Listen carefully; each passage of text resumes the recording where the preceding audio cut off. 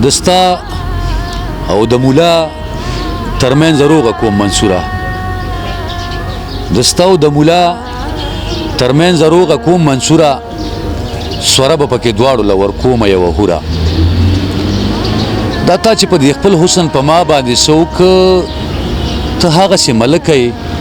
په ما دې که مور بوره د وزیر هایون صاحب ته یو نظم ډالی کومه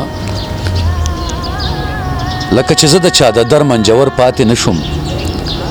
نازکې سڼې مې د سوي زړه لوګي بادوي ځکه زما د زړه د وینو تړم ساس کې د چا د پلو پیس کې پورې هند املا ته تیر ساسي پړندولتو مې د خپل ګوګل نه چغې وستې په وریتو چغو زه د هغه در نه بیرته راغلم سا به مې هم د باور غېږ کې پورني تړله چې د مکیز خوشبو بیزاره نشي ګل پانسي ما د سپوږمۍ نندارې کولې د زړګي له بامه هغه سپوږمۍ د ځلیدونکو ستورو وکایله د ستورو شپول نه مې ازغن د حوصله راوړې د سوري خوی ته مې بلا بلا مودې تېرې کې اوس مې تڼا کې تلی هم پتو د ځمکې وچاود دا سوی سکور رنګ پوکول مې سویلو ته پرېښوه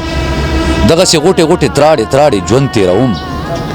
لغړې کوکې مې د خولې نه په هیبت کې وځي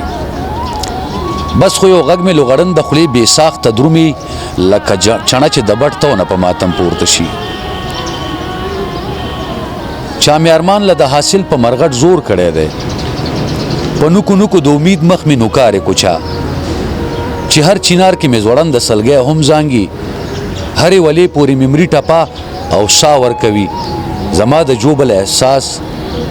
هغه شپېلی شور نه کوي هغه سیلونه د ارمان لکه د زاڼو نځي اوس د پنجرې د ماتو ډکو نه خارو وتې ده چې پرهرونه به په پنجو په مخو کوسپړل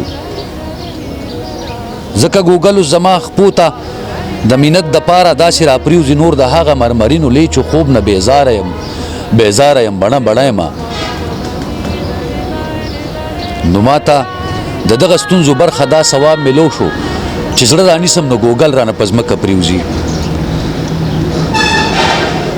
نو بسره خوب ته مې اوس دا خپسه نه پرېږدي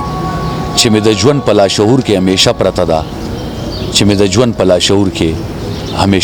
ده